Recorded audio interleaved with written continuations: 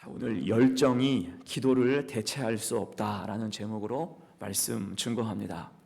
어떤 일이 벌어질 때는 늘 징후라는 게 있어요. 갑작스럽게 일이 일어나기보다는 그 전에 어떤 징후가 반드시 있습니다. 징후, 겉으로 드러나는 낌새겠죠. 사람도 그렇습니다. 어떤 특별한 일을 앞에 두고는 이상 행동이 있기 마련이에요. 이상 행동이 분명히 있어요. 주님도 그러셨습니다. 특히 최후의 만찬을 베푸시면서 전에 볼 수 없었던 모습을 보여주세요. 제자들의 발을 손수 씻겨주시죠.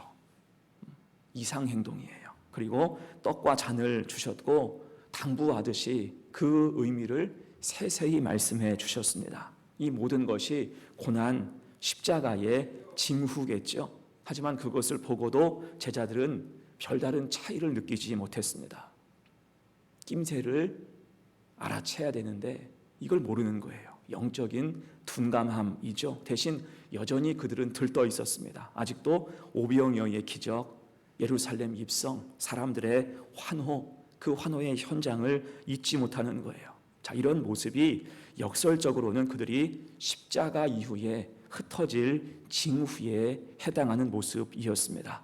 심지어 오늘 말씀 지금은 최후의 만찬 중이죠. 이때 벌어진 일이 오늘 24절이에요. 또 그들 사이에 그중 누가 크냐 하는 다툼이 난지라.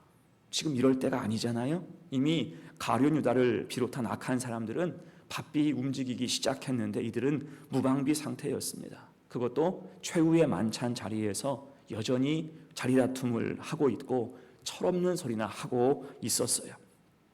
이에 주님께서 다시 말씀해 주십니다. 26절, 27절이에요. 너희는 그렇지 않을지니 너희 중에 큰 자는 젊은 자와 같고 다스리는 자는 섬기는 자와 같을지니라. 앉아서 먹는 자가 크냐 섬기는 자가 크냐 앉아서 먹는 자가 아니냐. 그러나 나는 섬기는 자로 너희 중에 있노라. 아멘. 섬김을 강조하셨습니다. 자, 이 말씀은 사실 오늘 처음 하신 그런 맥락의 말씀이 아니라 이미 여러 번 해주신 제자의 기본에 해당하는 말씀이었습니다. 자, 기억나지 않습니까? 요한과 야고보 그 모친이 주님께 나와서 인사청탁을 했지요. 나의 이 두 아들을 주의 나라에서 하나는 주의 우편에 하나는 주의 좌편에 앉게 명하소서. 그때 주님께서 모두를 향해서 하신 말씀이 뭡니까? 오늘 26절 말씀과 맥락이 똑같아요. 자, 마태복음 20장 26절로 28절 같이 읽어요. 시작. 너희 중에는 그렇지 않아야 하나니 너희 중에 누구든지 크고자 하는 자는 너희를 섬기는 자가 되고 너희 중에 누구든지 으뜸이 되고자 하는 자는 너희의 종이 되어야 하리라. 인자가 온 것은 섬김을 받으려 함이 아니라 도리어 섬기려 하고 자기 목숨을 많은 사람의 대속물로 주려 함이니라. 아멘. 자, 그러니까 이런 맥락의 말씀을 지금까지 몇 번은 하셨죠. 그러니까 반복해서 해 주시는 거예요. 이 정도 반복했으면 이제 알 때도 되었는데, 요즘에 제가 주일학교에서 아이들한테 그 사사기에 대해서 말씀을 전하고 있어요. 주일학교 애들한테 사사기 말씀을 하고 있는데 제가 늘 이제 이름을 강조해요. 외우라고. 한 달 동안 계속 반복하면 애들 이름 다 압니다. 어제 기드온에 대해 배웠어요. 기드온에 대해서 강조하고 이 이름 꼭 기억해야 된다. 제가 이야기했죠. 그리고 집에 가서 잠자기 전에 우리 막내한테 물어봤어요. 오늘 교회에서 누구에 대해 배웠지? 그러니까 가만히 생각하더니 기디온 그러더라고요. 기드온인데 아이는 이제 약간 이제 헷갈리는 거예요. 기디온 그러더라고요. 아니 기드온이야 라고 잘 알려줬습니다. 반복하면 알아요. 나중에는 다 외웁니다. 자, 그런데 오늘 이 제자들은 어때요? 섬김에 대한 말씀은 누누이 하신, 강조하신, 여러 번 말씀하신 그러한 사항인데 여전히 그 뜻을 알지 못하고 있습니다. 성장이 참으로 더딘 모습이죠. 자, 그럼에도 주님은 다시 설명하시면서 이렇게 반복하시는 이유를 말씀해 주세요. 28절로 30절, 너희는 나의 모든 시험 중에 항상 나와 함께한 자들인즉 내 아버지께서 나라를 내게 맡기신 것 같이 나도 너희에게 맡겨 너희로 내 나라에 있어 내 상에서 먹고 마시며 또는 보좌에 앉아 이스라엘 12지파를 다스리게 하려 하노라. 아멘. 한마디로 곧 사명을 감당해야 한다는 거예요. 십자가 사건이 지나간 후에는 너희가 사명을 감당해야 된다. 그러니 제자의 기본을 바로 인식해서 마음 놓고 사명을 맡길 만한 사람이 되어야 한다는 것입니다. 자, 그리고 덧붙여서 주님은 이제 베드로를 향해서 특별한 말씀을 해주세요. 31절 32절, 시몬아 시몬아 보라, 사탄이 너희를 밀가부르듯 하려고 요구하였으나 그러나 내가 너를 위하여 내 믿음이 떨어지지 않기를 기도하였노니 너는 돌이킨 후에 내 형제를 굳게 하라. 아멘. 자, 지금 시몬 베드로에게 이 말씀을 왜 하셨을까요? 이 말씀은 앞으로 얼마 후 급변할 상황에 대해서 귀뜸해 주신 것과 같습니다. 그래서 그 이름을 2번 부르시죠. 성경을 우리가 보면 이름을 2번씩 불리우는 경우가 별로 없어요. 급박할 때 이삭을 제물로 드리려는 아브라함 향해서 2번 그 이름을 말씀하셨죠. 아브라함아 아브라함아, 그에게 아무 일도 하지 마라. 그리고 다메섹으로 가던 바울을 하나님이 주님께서 2번 불러주셨어요. 사울아 사울아 내가 어찌하여 나를 박해하느냐. 주로 급박한 상황에서 부르셨다고요. 그 지금 베드로를 부르시는 순간도 급박하게 보시는 거예요. 시몬아 시몬아 보라, 사탄이 너희를 밀가부르듯 하려고 요구하였으나. 악한 마귀가 곧 베드로를 쥐고 흔들 것을 경고하시는 것과 같습니다. 그러니 그 문제를 붙들고 지금부터 기도해야 한다는 거예요. 악한 마귀가 네 옆에 있으니 이제는 기도하면서 그 마음 믿음을 굳게 지켜야 한다는 것입니다. 자, 그런데 이에 대한 베드로의 반응이 어떻습니까? 지금 주님이 주신 말씀을 겸손히 받는 게 아니라 호기롭게 넘겨요. 호기롭게 받아칩니다. 33절, 그가 말하되 주여 내가 주와 함께 오게도 죽는 데에도 가기를 각오하였나이다. 자, 그는 주님이 시몬아 시몬아 급박하게 부르시면서 권면을 하셨음에도 거기에 대해서 겸손히 한 번 더 생각하거나 기도할 작정을 하지 않고 당장 생각나는 대로 호언장담했습니다. 여러분, 이것이 베드로의 연약함과 약점이었어요. 열정은 있지만 그 열정이 냄비 같은 열정이었다고요. 금방 꺼지고 식어지는 거죠. 왜요? 그 열정은 현재 기도가 빠진 열정이기 때문이에요. 열정은 있으되 그 열정이 기도가 빠진 열정이었습니다. 곧 이런 기도가 빠진 열정의 문제가 뭡니까? 승리의 영광 혹은 세상의 유혹에 쉽게 도취할 수 있다는 거예요. 그러다가 그것이 교만으로 이어지기가 쉽고 실수하는 거예요.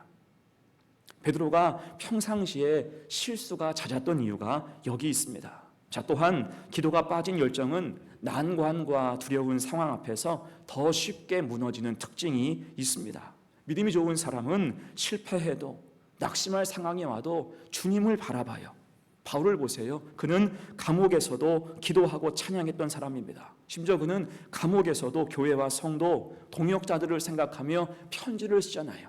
그것이 바울 서신, 옥중 서신, 에빌빌골이라고 하잖아요. 에베소서, 빌립보서, 빌레몬서, 골로새서. 특히 빌립보서에서는 기쁨을 강조했습니다. 주 안에서 항상 기뻐하라. 내가 다시 말하노니 기뻐하라.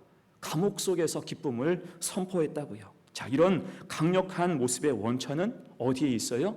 기도하는 것에 있는 것입니다. 하지만 기도가 빠진 사람은 난관 앞에서 여지없이 허무하게 무너지고 말죠. 열정만으로는 그 순간을 감당할 수 없기 때문입니다. 자, 그런 모습은 주님이 하신 말씀 이후로 당장 이제 확인이 돼요. 34절로 36절입니다. 이르시되 베드로야 내가 내게 말하노니 오늘 닭 울기 전에 내가 3번 나를 모른다고 부인하리라 하시니라. 그들에게 이르시되 내가 너희를 전대와 배낭과 신발도 없이 보내었을 때에 부족한 것이 있더냐 이르되 없었나이다. 이르시되 이제는 전대 있는 자는 가질 것이요 배낭도 그리하고 검 없는 자는 겉옷을 팔아 살지어다. 아멘. 자, 안타깝게도 이 말씀대로 모든 게 진행이 돼요. 반대로 진행이 되잖아요. 자, 베드로는 닭 울기 전에 3번 주님을 부인했습니다. 그 꼴이 얼마나 처참했는지 몰라요. 주여 내가 주와 함께 오게도 죽는 데까지 가기를 각오하였나이다. 호언장담하던 자가 예수님을 부인하고 맹세하고 저주하기까지 했습니다. 또한 제자들은 준비하라 말씀하신 주님 말씀을 따르지 못하고 그저 아무 준비 없이 무방비로 있다가 주님께서 잡히시자 모두 뿔뿔이 흩어지고 말았습니다. 두려움과 절망으로 집에 숨고 낙향하기까지 했어요. 이전에 기세와 열망은 전부 사라지고 낙심만이 남게 됐다는 것입니다. 자, 그래서 우리는 오늘 이 말씀 통해서 강력한 교훈 한 가지를 얻어야 돼요. 어떤 강한 열정, 인간적인 확신과 열정이 있더라도 결코 그것이 기도를 대체할 수 없다는 것입니다. 기도를 대체할 수 없어요. 기도는 대체 불가능한 것입니다. 흔히 우리 삶에는 많은 것을 대체할 수 있죠. 밥이 없으면 무얼 드세요? 밥이 없으면 우리 애들은 더 좋아해. 얘들아 오늘 밥이 지금 없네? 그러면 더 좋아해요. 라면 먹으면 되지, 피자 먹으면 되지, 짜장면 먹으면 되지. 대체할 게 많이 있으니까 걱정이 없어요. 택시 안 잡히면 버스 타면 되지, 버스 없으면 걸어가면 되지. 여러분, 세상은요 대체할 게 참 많습니다. 하지만 단 하나, 기도의 능력은 그 무엇으로도 대체할 수 없음을 기억하시기를 축복합니다. 그래서 교회에서는 늘 기도가 풍성해야 돼요. 기도 소리를 대체할 것은 그 어디에도 없기 때문입니다. 주님께서 초대교회를 기도 중에 세우신 이유가 여기 있죠. 기도하는 중에 교회가 세워졌다고요. 곧 기도는 대체 불가. 기도가 빠지면 대체할 것은 어디에도 없기 때문입니다. 그럴 때 악한 마귀의 결계는 다 끊어지고 악한 마귀는 물러가는 줄로 믿습니다. 그래서 여러분, 주님의 일에 대한 열정과 의욕이 있는 사람일수록, 우리가 사명자일수록 더 기도해야 돼요. 그래야 우리의 약점이 메워지고 열정의 한계를 지나서 주님 앞에 온전히 설 수 있기 때문입니다. 그런 의미에서 베드로가 그 인생을 정리하면서 쓴 것이 베드로 서신이죠. 그때 거기에서 베드로가 자주 강조한 게 무엇입니까? 기도예요. 대표적으로 베드로전서 4장 7절 말씀입니다. 같이 읽어요. 시작. 만물의 마지막이 가까이 왔으니 그러므로 너희는 정신을 차리고 근신하여 기도하라. 아멘. 여기에서 근신이 뭡니까? 말이나 행동을 삼가고 조심하라는 거예요. 곧 이 메시지는 베드로 자신의 자전적인 고백이라 할 수가 있어요. 자기가 근신하지 못했었거든요. 과거 자신이 정신 차리지 못했고 근신하지 못했다는 거예요. 그러니 기도가 없어서 자기는 무너짐을 여러 번 경험했다는 거예요. 대신 이제 너희는 기도하라. 너희 자신이 세운 열정 믿지 말고 어떤 일을 하든지 먼저 근신하고 기도하고 나아가라는 것입니다. 그러면 주님께서 도우시고 함께 하신다는 거예요. 자, 이제 오늘 말씀을 정리하면서 우리는 기도의 영역이 넓어져야 돼요. 신앙의 연약함은 기도의 영역이 좁아졌기 때문이에요. 왜 신앙, 왜 우리의 믿음이 이렇게 침체되어 있을까? 생각해보면 기도의 영역이 그만큼 좁아져 있어서 그래요. 여러분, 예전을 생각해 보세요. 예전에 내가 열심히 일할 때, 열심히 주님 앞에 충성할 때, 그때는요 기도의 영역이 넓었어요.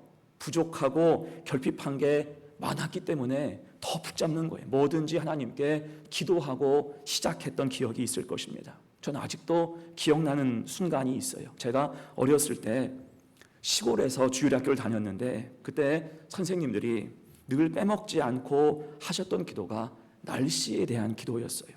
좋은 일기를 주시옵소서 항상 기도했습니다. 이유가 뭐냐면 그분들이 다 농부였거든요. 또 그들이 농사 짓는 곳은 저기 충청도 부여, 대부분 천수답 논이었기 때문입니다. 관계시설이나 저수지가 없는 논이에요. 오직 비가 와야 논에 물이 가득 채워지기 때문에 늘 기도했다는 것입니다. 주일학교 아이들 앞에 놓고 공부할 때에도 날씨에 대해서 기도했어요. 자, 그런데 지금은 어떻습니까? 실시간으로 일기예보가 있으니까, 또 관계시설이 워낙 좋으니까 기도의 영역이 그만큼 줄어드는 거예요. 거기에 대해서 별로 기도하지 않습니다. 다 알고 있는 것처럼 느껴지기 때문에. 여러분, 우리 사는 삶의 모습도 그럴 때가 많습니다. 세상이 주는 정보를 앞세우니까 그걸 믿고 하나님께 기도하지 않는 거예요. 뭐 그렇게 되겠지 싶은 거죠. 하지만 여러분, 그럼에도 기도의 능력은 대체할 수 없음을 꼭 기억하시기를 바랍니다. 여전히 우리에게는 기도하고 능력받아서 해결해야 하는 많은 문제가 있습니다. 그래서 기도해야 돼요. 내가 손도 못 대는 문제들이 있잖아요. 어떻게 해결할 것인가? 주님께 기도해야 하는 줄로 믿습니다. 나의 열정이 아니에요. 열정은 기도를 대체할 수 없습니다. 그래서 우리는 기도의 영역을 넓게 펼 수 있어야 돼요. 그럴 때 악한 것이 범접치 못하고 내 삶에 역사하시는 하나님 능력은 그만큼 커지게 된다라는 것입니다. 거기에서 우리 신앙의 강력함도 드러날 수 있습니다. 그렇게 열정보다 기도로 모든 것을 내어놓고 강력하게 기도하며 살아갈 때 악한 것에 시험과 유혹에 빠지지 않고 믿음을 세워 주님 앞에 온전히 설 수 있는 복된 성도들 다 되시기를 간절히 축원합니다. 아멘. 기도합니다.